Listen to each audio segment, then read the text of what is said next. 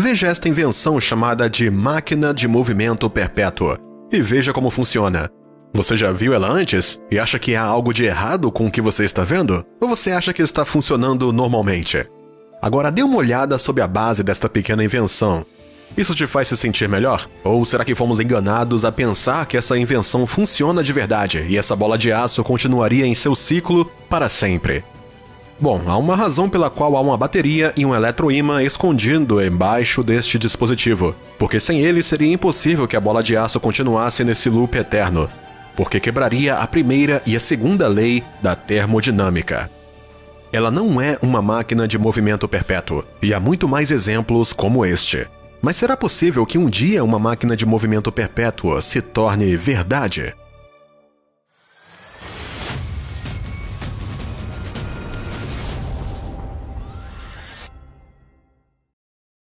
Antes de chegarmos às invenções realmente interessantes, é importante compreender as leis que uma máquina de movimento perpétuo quebraria.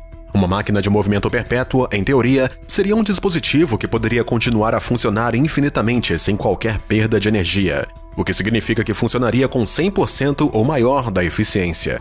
Dito isso, a primeira lei da termodinâmica, ou lei da conservação da energia, afirma que a energia não pode ser criada ou destruída, mas apenas transferida para outra coisa. Um bom exemplo disso é o pêndulo de Newton, que muitos de nós já vimos antes. Mostra a conservação do momento e a conservação da energia com o impacto e o balanço das esferas de aço suspensas por arame ou cordas. O oscilar e clicar continuamente disso é prova da lei de conservação da energia de Newton, que afirma que a energia não pode ser criada ou destruída. Ela simplesmente muda de forma. E é por isso que não é uma máquina de movimento perpétuo, porque as bolas de aço perdem energia para muitas coisas. Para o ar com a fricção enquanto se movem através dele e também criam energia sonora quando colidem umas com as outras e perdem energia para aquecer em caso de colisão, embora nesse exemplo seja muito minúsculo. Isso nos leva à segunda lei da termodinâmica, que afirma que o calor se move sempre de objetos mais quentes para objetos mais frios. A menos, é claro, que a energia seja fornecida para inverter a direção do fluxo de calor. Cada um desses fatores faz com que as esferas percam energia e, como resultado, elas irão lentamente perdendo energia e até eventualmente parar. Para que exista uma verdadeira máquina de movimento perpétuo, a energia teria que permanecer dentro da máquina ou ser um dispositivo fechado. Um dispositivo que funciona inteiramente sem qualquer fricção, qualquer fonte externa e teria de existir num vácuo para que não houvesse pressão atmosférica sobre quaisquer partes móveis. Se isso parece impossível, é porque de fato é. No entanto, há algumas invenções por aí que vamos analisar, que são uma das tentativas mais impressionantes de construção de uma máquina de movimento perpétuo. O relógio Beverly é uma dessas invenções. Fica dentro do Departamento de Física da Universidade de Otago, na Nova Zelândia. O relógio foi inventado por um homem com o nome de Arthur Beverly. Aos 14 anos, Arthur se tornou um relojoeiro aprendiz, era um fabricante de lentes muito hábil e fez um conjunto de lentes de microscópio para a Universidade de Aberdeen. Mudou-se para a Nova Zelândia, onde abriu o seu próprio negócio de relojoaria em 1858. Foi lá que começou a trabalhar na sua invenção e, 6 anos depois de abrir o seu negócio, completou seu trabalho num relógio maravilhoso e muito diferente. Uma vez concluída a sua invenção, ele deu corda no relógio em 1864. Essa é a única vez que foi dada corda para iniciar ele, e tem estado funcionando desde então. Até hoje é uma das experiências científicas mais longas do mundo. Então, como é possível que um relógio mecânico possa funcionar continuamente durante 158 anos sem que alguém desse corda nele mais uma vez? Bom, essa afirmação não é totalmente exata. Embora o relógio ainda esteja funcionando, houve momentos em que ele parou. Apesar do fato do relógio poder teoricamente funcionar para sempre sem ter que levar corda de novo, ele depende de uma fonte externa de energia. E não há pilhas escondidas no caso. O relógio funciona sob pressão atmosférica graças a uma caixa hermética no seu interior que se expande e contrai devido às mudanças normais de temperatura que ocorrem ao longo do dia. As mudanças de temperatura criam pressão num diafragma que levanta um peso de 450 gramas. Quando a temperatura diminui, o peso desce e então o relógio recebe energia. Com uma variação de temperatura de apenas 6 graus, que é necessário para levantar o peso de apenas 1 polegada, então o relógio levará a corda. Mas às vezes isso não acontece e o relógio simplesmente para. Quando a temperatura muda, o relógio começa a funcionar de novo, sem levar corda manualmente. Claro que o lado negativo disso é que o relógio terá perdido tempo, e então a sua hora terá que ser manualmente corrigida novamente. Não é um verdadeiro sistema fechado e, portanto, não é uma verdadeira máquina de movimento perpétuo. É, contudo, um exemplo mais próximo de um que temos. Ainda assim, o relógio Beverly é um desenho brilhante para o tempo e o primeiro relógio atmosférico de sempre no mundo. Mas funciona com menos de 100% de eficiência, o que faz com que não seja uma máquina de movimento perpétuo. Também vale a pena mencionar que um dispositivo como esse não funcionaria no vácuo do espaço e precisaria de gravidade para funcionar. Se pensou que o relógio de Beverly era uma invenção espantosa, então esta próxima tentativa de uma máquina de movimento perpétuo vai te surpreender. Se chama o sino elétrico de Oxford, ou também chamado como The Clarendon Dry Pal, devido a um monte de pilhas secas que são utilizadas para alimentar o dispositivo.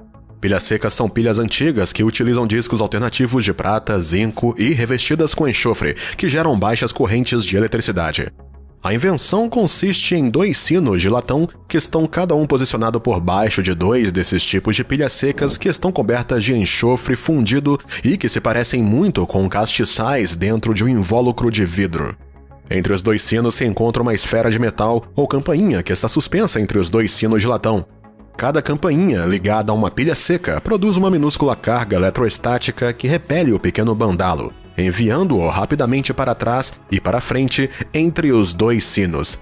Foi inventada por volta de 1825 pelos fabricantes de instrumentos londrinos Watkins e Hill. Mas aqui está a coisa mais impressionante sobre esta invenção. Foi exibido pela primeira vez em 1840 e o sino tem tocado desde então, ou seja, 182 anos até hoje. Alguns dizem que ele foi tocado no minuto em que foi construído, 15 anos antes da sua data de exibição. E algumas estimativas afirmam que o sino tocou mais de 10 bilhões de vezes e que ainda hoje toca. Além desse fato muito surpreendente, o sino tem outro mistério e ninguém sabe exatamente do que são feitas as pilhas secas, ou por que elas duraram tanto tempo. Sabemos que são revestidas de enxofre, mas o que está dentro é um segredo. E não se esperava que durassem muito tempo. De fato, 1 ano após o sino ter sido instalado no laboratório Clenderon da Universidade de Oxford, Watkins e Hill escreveram numa carta que a energia elétrica residual para manter os sinos tocando raramente dura mais do que 3 ou 4 anos.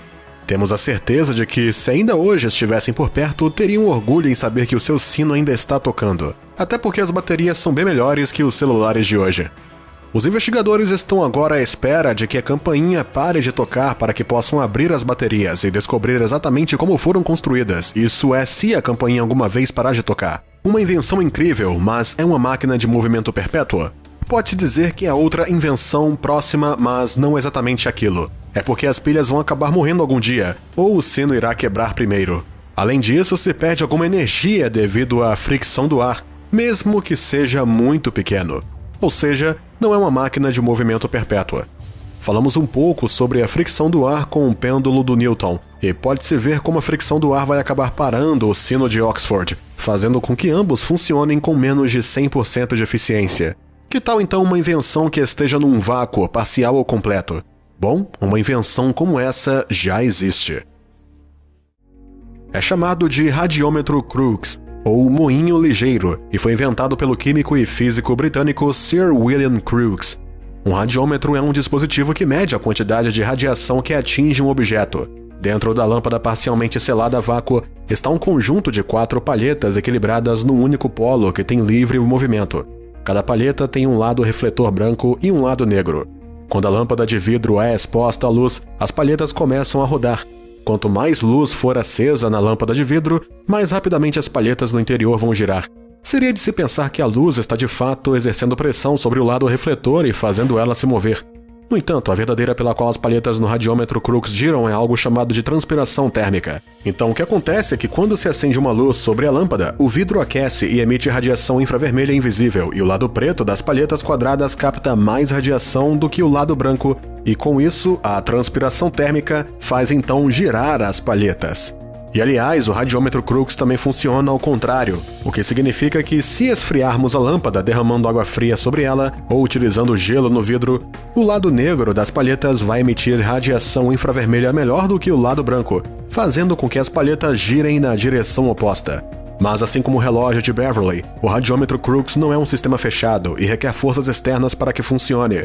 Ou seja, também não é uma máquina de movimento perpétuo. O fato é que uma máquina de movimento perpétuo nunca pode existir. Nunca haverá um sistema fechado que possa funcionar a 100% ou mais de 100% de eficiência. O problema delas é que a maior parte das invenções malucas que andam por aí não tem o objetivo de tentar criar esse dispositivo, que é a função de gerar mais energia do que é colocada dentro. A única coisa que os inventores tentaram até agora e não conseguiram fazer é manter os seus dispositivos funcionando para sempre. Mas há algo na natureza que viola a conservação de energia: os buracos negros. Os buracos negros produzem mais energia do que consomem, violando assim a conservação de energia. Assim, teoricamente, o aumento da massa dos buracos negros causado pelo acoplamento cosmológico poderia ser utilizado para criar máquinas de movimento perpétuo. Digamos que o grande colisor de hadrons é utilizado para criar um buraco negro em miniatura. Esse buraco negro se evaporaria rapidamente, mas quando isso ocorresse, a massa seria um pouco maior do que quando foi criada, gerando uma produção adicional de energia.